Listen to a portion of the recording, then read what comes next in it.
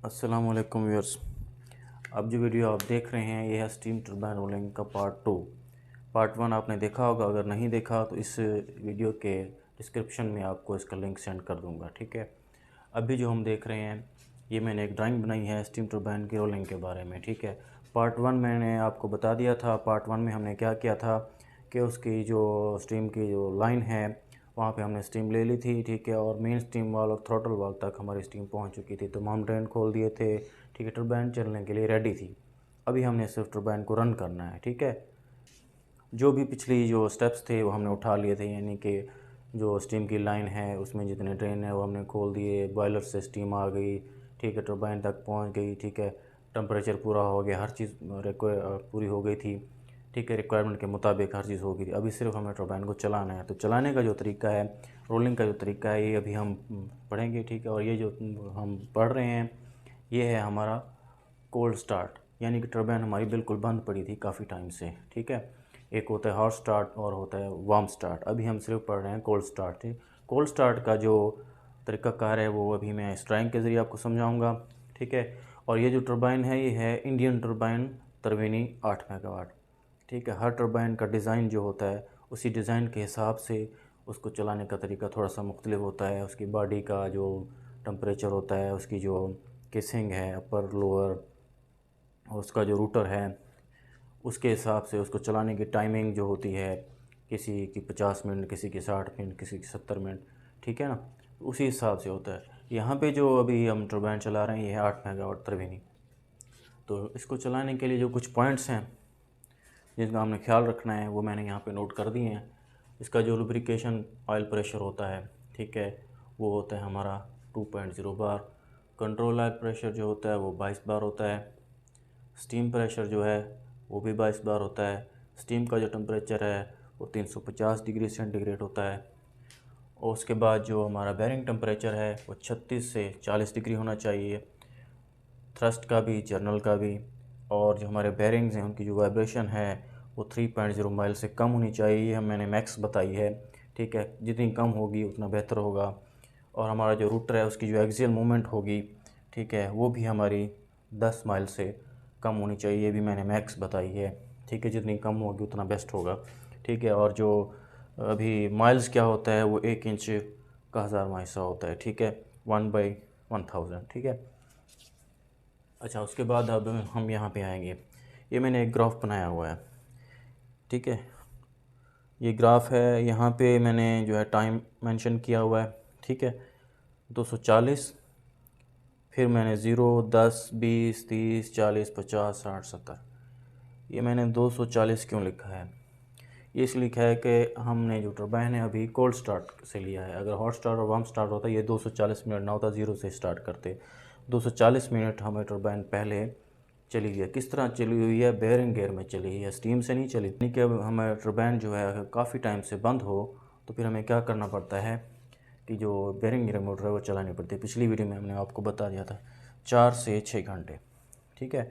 तो तकरीबन 240 मिनट जो है 4 घंटे बनते हैं, ठीक है। चल गई। तो ये 10 मिनट में हमने क्या करना है, 200 आरपीएम पे चल रही थी हमारी टरबाइन पूरे 4 से 6 घंटे। जो हमारी बेरिंग गेयर मोटर है उस पर अगर टरबाइन को चला जाए तो वो 200 आरपीएम होते हैं तकरीबन, ठीक है। 200 आरपीएम हमारे 10 मिनट में हमने रिस्टार्ट किया टरबाइन को। पहले तो वो 4 घंटे चल रही थी, लेकिन अभी हमें जो 10 मिनट और ऐड किए वो इस चीज़ के ऐड किए कि अभी हम टरबाइन को रीसेट करने के, चलाने के तैयार हो रहे हैं। हर चीज़ चेक करें। क्या चेक किया हमने? ये सारी चीज़ें चेक की, वाइब्रेशन वगैरह हर चीज़, ठीक है। ये चेक करने के बाद फिर हमने क्या किया, टरबाइन को जंप दिया, ठीक है। यहाँ से देखें, यहाँ पे 0 से 10 मिनट, 10 मिनट से फिर 1 और 2 मिनट में हम टरबाइन को 800 आरपीएम तक ले। यहाँ पर 1000 आएंगे, यहाँ पर 800 बनेंगे।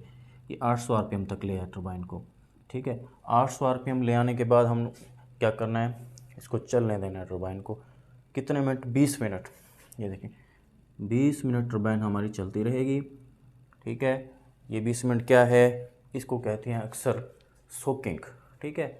सोकिंग जो होता है उसका क्या मतलब है? उसका मतलब होता है कि हमारी जो टरबाइन है ठंडी थी, थोड़ी सी तो गर्म हुई है, लेकिन जो आरपीएम हमने बढ़ाए 800, उस दौरान जो है टरबाइन की सोकिंग होगी। जो उसकी बॉडी होगी, जो उसको रोटर होगा, उसमें जी जितनी भी जो है एक्सपेंशन होगी वो कवर हो जाएगी। ठीक है, उसके बाद हमने क्या करना है, 20 मिनट जब पूरे हो जाएं, वो गवर्नर ने वैसे भी ऑटो पे उसको अगला सेट पॉइंट देना होता है, मैनुअल भी हम कर सकते हैं। ठीक, गवर्नर ने क्या करना है, 800 आरपीएम से सीधा 3800 आरपीएम तक ले जाना है उसको। यहाँ पे हमारे बनेंगे, ये देखें 4000 से थोड़ा कम, 3800 आरपीएम तक।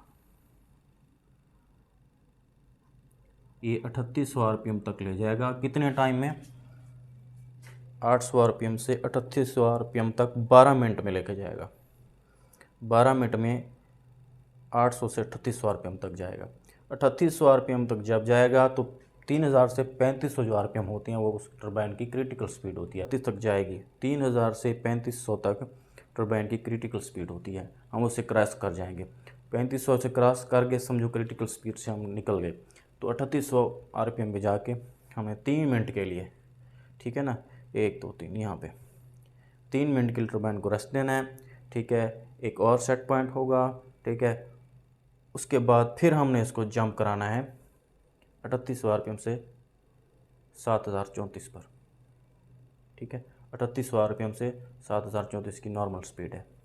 तो ये 3800 से 7034 तक ले जाने के लिए हम कितना टाइम लगाएंगे, 10 मिनट। ठीक है, 3800 आरपीएम से 7034 आरपीएम तक जाते जाते हमने कितना टाइम लगाना है, ये देखें 10 मिनट लगाने हैं। अब 7034 आरपीएम पे जब टरबाइन पहुंच गई तो इस टरबाइन 8 मेगावाट की स्पीड ही 7034 है। और ये जो हमारा टाइम है मैंने यहाँ पे उसको कैलकुलेट किया है, ये देखें 10 मिनट बैरिंग गियर मोटर। ठीक है, वैसे तो 240 मिनट चल चुकी थी, ये जो 10 मिनट हमने लिए ये टरबाइन को रीसेट वगैरह करने के लिए और ये पॉइंट चेक करने के लिए थे।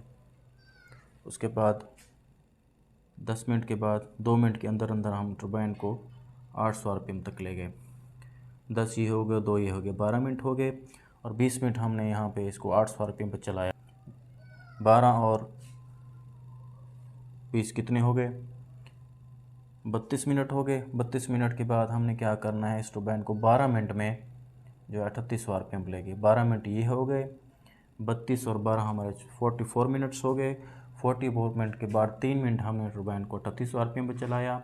44 और 3 कितने हो गए, 47 मिनट्स हो गए। 47 मिनट के बाद हमने 10 मिनट जो है 7034 पर पहुंचने में लगाए, 3800 से 7034। 47 और 10 मिनट ये हो गए, 47 और प्लस 10, 57 मिनट टोटल हमने जो है इस टरबाइन को चलाने में लगाए। ये हमारी टरबाइन अब नॉर्मल स्पीड में है, इस पर हम लोड ले सकते हैं, लेकिन लोड लेने से पहले ये चीज़ें दोबारा चेक कर लेनी है।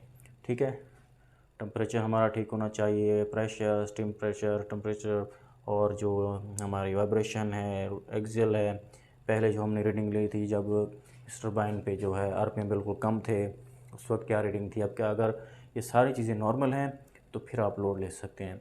उसके बाद हम टरबाइन पर लोड ले लेंगे, अगर हमारे स्टीम का टेम्परेचर कंप्लीट है और प्रेशर भी हमारा जो है स्टीम का वो भी ठीक है, फिर हम क्या करेंगे, उस पर लोड ले लेंगे।